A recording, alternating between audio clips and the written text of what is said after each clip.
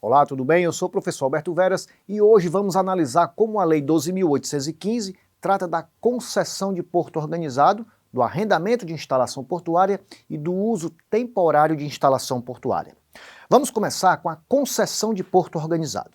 A concessão de uso de bem público é o contrato administrativo que tem por objetivo consentir o uso do bem público de forma privativa por terceiro, com fundamento no interesse público. Em relação ao porto, temos que a concessão é a cessão onerosa do porto organizado para que uma pessoa o administre e explore a sua infraestrutura por prazo determinado. A concessão é a cessão onerosa do porto organizado com vistas à administração e à exploração de sua infraestrutura por um prazo determinado. Essa concessão é formalizada por meio de contrato e precedida da necessária licitação, que pode ser nas modalidades concorrência ou então leilão. A norma prevê uma série de cláusulas que devem estar presentes nos contratos para a sua validade. E o que ocorre quando acaba o prazo previsto no contrato? Findo esse prazo, os bens vinculados à concessão ou ao arrendamento reverterão ao patrimônio da União, na forma prevista no contrato. Os contratos celebrados entre a concessionária e os terceiros serão regidos pelas normas de direito privado. Não há qualquer relação jurídica entre os terceiros e o poder concedente, sem prejuízo das atividades regulatória e fiscalizatória da ANTAQ. Tudo claro até aqui? Se sim, devemos então falar do arrendamento de instalação portuária. O arrendamento é a cessão onerosa de área e infraestrutura públicas localizadas dentro do porto organizado para a exploração por prazo determinado. O arrendamento de bem público destinado à atividade portuária também se dá por celebração de contrato, precedida de licitação. Essa licitação, que poderá ser dispensada quando for comprovada a existência de um único interessado e estiverem presentes os requisitos legais, que são os seguintes: a realização de chamamento público pela autoridade portuária com vistas a identificar interessados na exploração econômica da área e a conformidade com o plano de desenvolvimento e zoneamento do porto.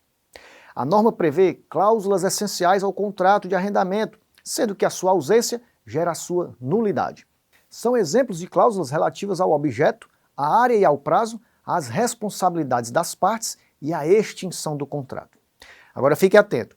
As concessões, os arrendamentos e as autorizações para a exploração dos portos e instalações portuárias somente poderão ser outorgados à pessoa jurídica, que deve demonstrar capacidade de desempenho e exercerá a exploração por sua conta e risco. É possível o uso temporário de áreas e instalações portuárias, professor? A resposta é positiva, e essa hipótese também é disciplinada pela Lei 12.815. A administração do porto organizado poderá pactuar com o interessado na movimentação de cargas com mercado não consolidado o uso temporário de áreas e instalações portuárias localizadas na poligonal do porto organizado. Em tais casos, é dispensada a realização de licitação e o contrato de uso temporário terá o prazo improrrogável de até 48 meses. Se houver mais de um interessado, a administração do porto promoverá o processo seletivo simplificado para a escolha do projeto que melhor atenda ao interesse público e o do porto, assegurados os princípios da isonomia e da impessoalidade. Nas licitações dos contratos de concessão e arrendamento, serão considerados como critérios de julgamento a maior capacidade de movimentação, a menor tarifa ou o menor tempo de movimentação de carga e outros estabelecidos no edital.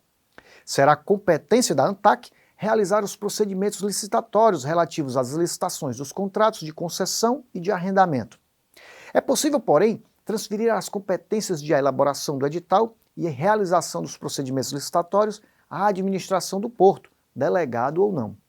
Por fim, a ANTAQ poderá disciplinar a utilização em caráter excepcional, por qualquer interessado, de instalações portuárias arrendadas ou exploradas pelas concessionárias, assegurada a remuneração adequada ao titular do contrato. É com essa observação, então, que encerramos aqui a nossa aula de hoje. Não deixe de examinar o material didático disponibilizado em sua área do aluno. O ponto de partida de qualquer conquista é o desejo. Então, foco nos seus objetivos. Até o nosso próximo encontro e bons estudos.